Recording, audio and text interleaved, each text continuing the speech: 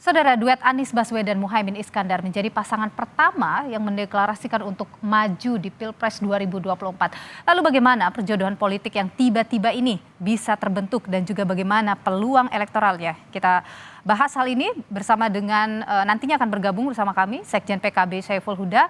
Tapi saat ini sudah bergabung melalui sambungan Zoom ada Direktur Eksekutif Carta Politika Indonesia yakni Yunarto Wijaya dan juga ada pengamat politik dari Universitas Airlangga Pribadi. Selamat petang Bung Toto dan Pak Airlangga, sehat selalu.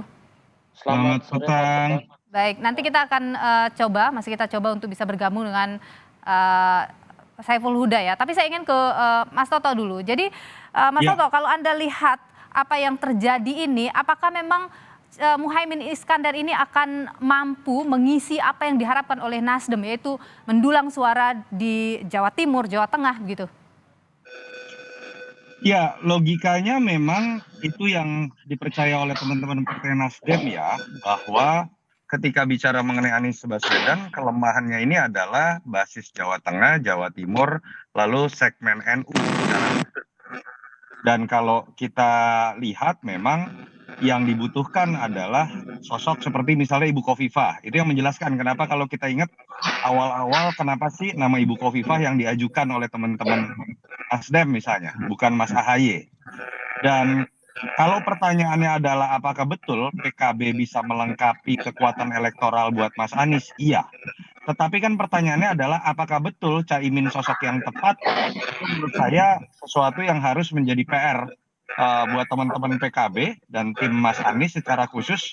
Kenapa? Karena terbukti Mas Caimin dalam setahun terakhir kita lihat pergerakan sebagai sosok cawapresnya Pak Prabowo, itu elektabilitasnya tidak naik-naik. Artinya kan ada sesuatu yang menunjukkan bahwa basis masa PKB belum bisa diklaim oleh Caimin dalam konteks untuk kebutuhan Pilpres. Yang kedua menjadi menarik menurut saya adalah kalau betul PKS masih tetap ada di dalam barisan Anies dengan Caimin, biasanya dua partai itu ada dalam ceruk yang berbeda walaupun sama-sama memiliki value sebagai partai Islam, tapi spektrum ideologinya sebagai partai Islam dilihat agak berbeda, bahkan cenderung sering dianggap di sebagian segmennya bertolak belakang. Itu menurut saya PR yang masih ada, sehingga jangan dilihat ini dalam konteks matematika politik, tapi dalam konteks bagaimana konsolidasi bisa dilakukan karena ada beberapa segmen yang itu malah berpotensi bisa bertolak belakang. Oke, saya ingin ke Pak Airlangga dulu. Kalau Anda melihat Jawa Timur memang bisa dikuasai oleh Muhaimin Iskandar?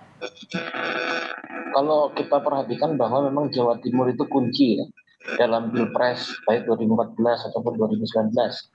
Nah, di situ juga PKB memiliki suara yang cukup besar dari Jawa Timur. Tapi namun demikian bahwa belum tentu juga Caimin ini bisa mendulang suara dan figur yang dianggap memiliki elektoral yang kuat di Jawa Timur, gitu. Artinya itu adalah dua hal yang berbeda. Nah, saya pikir bahwa terkait dengan duet Anies dan Muhaimin ini memiliki banyak persoalan. Tadi sudah disebutkan oleh Bung Yunianto Wijaya bahwa salah satu persoalannya adalah dua partai ini mewakili representasi konstituen yang berbeda, baik dalam konteks perspektif keislamannya ataupun pilihan politiknya, misalnya bahwa yang satunya PKB selama ini berorientasi pada cenderung mendukung pada kepemimpinan Pak Jokowi, tapi sebagian Mas Anies sendiri cenderung memilih tagline-nya perubahan dan berada sebagai posisi yang kritikal terhadap kekuasaan. Nah, ini artinya memunculkan komplikasi, Mbak. Komplikasi bagaimana mengkonsolidasikan kekuatan tersebut, dan juga apalagi Caimin belum teruji sebagai figur yang memiliki elektoral yang kuat di Jawa Timur. Oke, baik. Saya ingin ke Mas Toto lagi. Mas Toto, jadi kalau Anda lihat manuver yang begitu cepat yang dilakukan PKB dengan Nasdem, kalau tadi disebutkan kan hanya 3 hari saja. Apa sih yang Anda baca? Ada apa sih di sini? Ya, ini lebih kepada kemenangan pertarungan di antara Surya Paloh dengan SBY atau AHY menurut saya.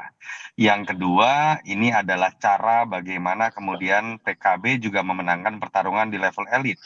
Bagaimana kemudian masuk dalam exit strategi ketika merasa kecewa, merasa dibuang oleh Pak Prabowo, dan kemudian menemukan sebuah solusi.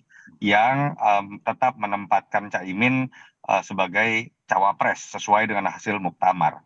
Jadi memang levelnya ini baru pada level eh, level elit gitu, pertarungan yang serasa dimenangkan di level elit dalam Oke. konteks tetap menempatkan dirinya menjadi cawapres, sementara Nasdem berhasil melepaskan dirinya dari sosok Mas AHY yang memang tadi tidak diinginkan oleh Nasdem dari awal begitu ya. Oke. Tapi itu yang kemudian menyisakan banyak persoalan.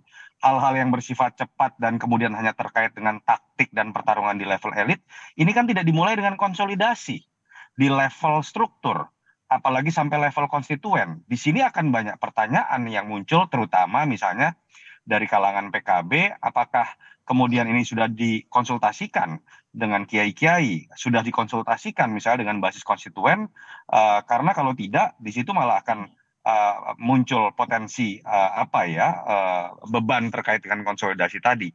Itu Oke. PR yang menurut saya harus diselesaikan dalam Jadi waktu ini dekat. murni kebutuhan dua ini, PKB dan Nasdem saja. Tidak ada kepentingan yang lain, misalnya ada yang mengatur misalnya begitu. Saya percaya gini ya, kalau ada yang mengatakan, saya sebut saja nama Pak Presiden, saya meyakini tidak. Dalam konteks cawe-cawe, saya meyakini andai kata pun betul Presiden cawe-cawe menginginkan bahwa yang akan menang adalah orang yang bisa melanjutkan legasinya, saya pikir bingung kita kemudian membuat analisis apa untungnya Presiden mendorong partai pendukungnya masuk ke dalam sosok capres dan kemudian bersama dengan Surya Paloh yang selama ini sudah dianggap berseberangan. Saya tidak melihat ada sebuah insentif yang bisa didapatkan oleh Jokowi. Andai kata pun kita berusaha masuk dalam analisa atau kecurigaan bahwa Pak Jokowi sedang berpolitik. Saya melihat ini di luar skenario Jokowi, kalau kita pun mau berspekulasi. Oke, karena juga Pak SBY sempat menyebutnya ada mastermind dan lain sebagainya. Kita tidak tahu siapa yang dimaksud, tapi ada harapan ke sana. Saya ingin ke Pak Erlangga. Pak Erlangga begini. Ini satu contoh, ini loh. Mhm. Sedikit aja ini loh. Ini satu contoh, Pak Presiden sempat mengatakan kan banyak yang bawa nama dirinya, lurah-lurah itu kan. Menurut saya, kalau kita mau berspekulasi, mungkin dalam situasi ini kita bisa lihat, ada pihak yang mungkin menghembuskan bahwa di belakangnya ada restu lurah tanda kutip ya atau Mhm. presiden. Tapi dalam konteks analisis Oke. insentif yang akan didapatkan oleh Jokowi, menurut saya ini tidak mungkin dilakukan. Oke, baik. Saya ke Pak Erlangga. Jadi Pak Erlangga, kalau kita bicara Jawa Timur dan Jawa Tengah gitu ya, ini kan sebenarnya Ganjar juga kuat di sana ya, PDIP kuat di Jawa Tengah begitu. Jadi harus bagaimana ini kalau memang tujuannya adalah mengisi kekosongan di dua wilayah itu? Iya, kalau misalnya salah satu tujuan utamanya kan adalah meraih suara di Jawa Timur. Nah, Jawa Timur ini memang PKB dukungan politiknya besar, tapi ada satu hal yang menjadi tugas dan PR dari Cak Imin sebetulnya, yaitu adalah bagaimana merangkul suara dari Gus Durian kultural, dan ini cukup besar.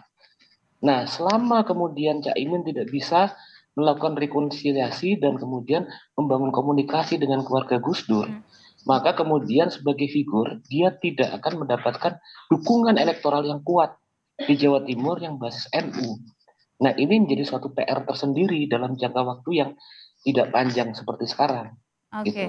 oke, baik. Kita akan lanjutkan perbincangan ini setelah jeda. Kami juga masih terus untuk coba bisa terhubung begitu dengan Saiful Huda untuk mendapatkan gambaran lebih jelas ini strateginya nanti ke depan akan seperti apa. Tetaplah bersama kami di Kompas Petang. Mas Toto dan juga Pak Erlangga yang masih bergabung bersama kami dalam dialog terkait dengan yang baru saja habis deklarasi. Saya ingin ke Mas Toto dulu. Mas Toto, kalau kita lihat Ya. ini masih bersama kami ya Mas Toto ya. Oke. Masih. Kalau kita lihat ini kan PKB ini adalah koalisi Indonesia Maju ya kemarin ya. Artinya tergabung dengan pemerintahan yang sekarang. Ketika ia bergabung dengan Anies Baswedan maju di kontestasi Pilpres ini, artinya bahwa semua program-program Pak Jokowi akan dilanjutkan begitu. Artinya tidak akan berlawanan seperti misalnya sebelumnya.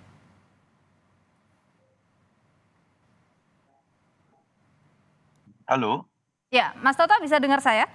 Iya, barusan agak keputus suaranya, Mbak.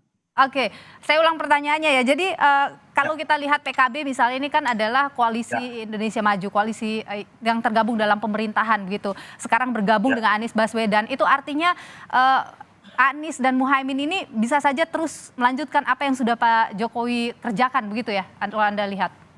Saya melihat malah tidak ya. Pertama tadi, itu kan menyambung pertanyaan Niluh tadi ya, apakah ini ada mastermind-nya, orang menduga Jokowi. Tadi Caimin sudah menjawab tuh secara tidak langsung, belum pernah bertemu, Ya. setelah deklarasi juga tidak Tapi bertemu. tadi saat pidato Yang Muhaimin Iskandar sempat kedua, menyebut ya nama Pak Jokowi.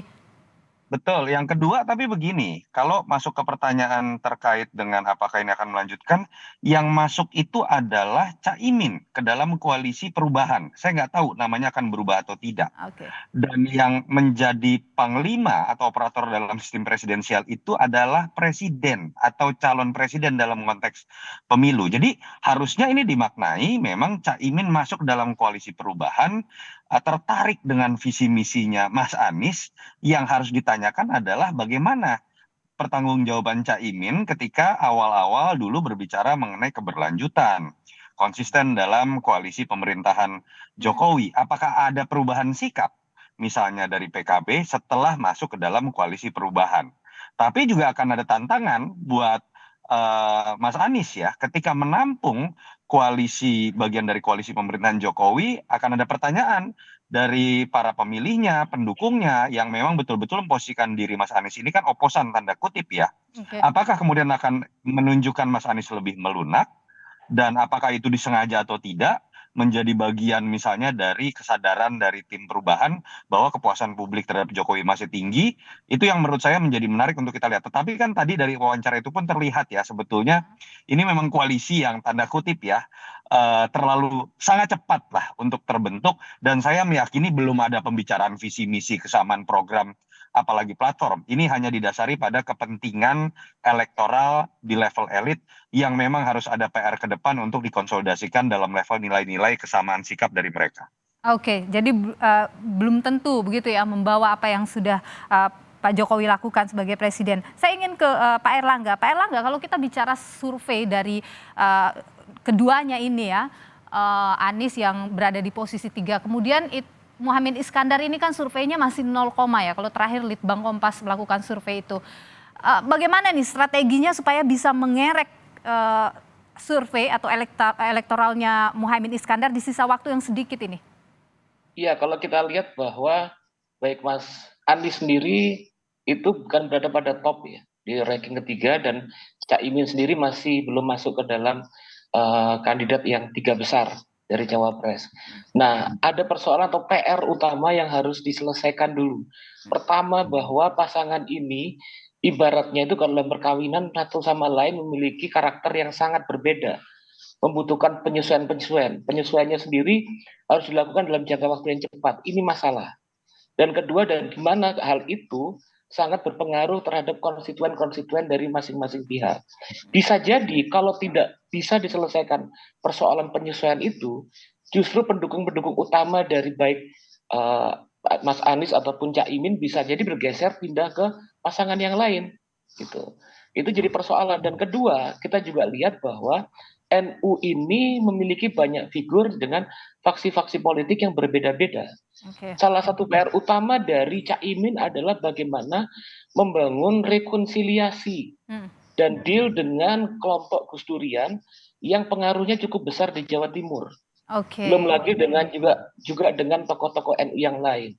Oke. Sehingga PKB itu sebetulnya partai yang secara institusional kuat besar, tapi kemudian figur Cak Imin sebagai ketuanya belum tentu menjadi figur yang memiliki elektoral yang besar. Baik. Banyak sekali PR bagi pasangan Anies dan Muhaimin ini untuk sampai pada Pilpres 2024. Baik. Ya.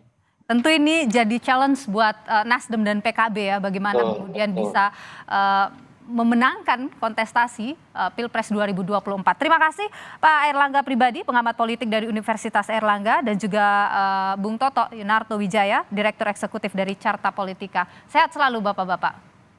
Terima kasih Nilo, makasih Mas Erlangga.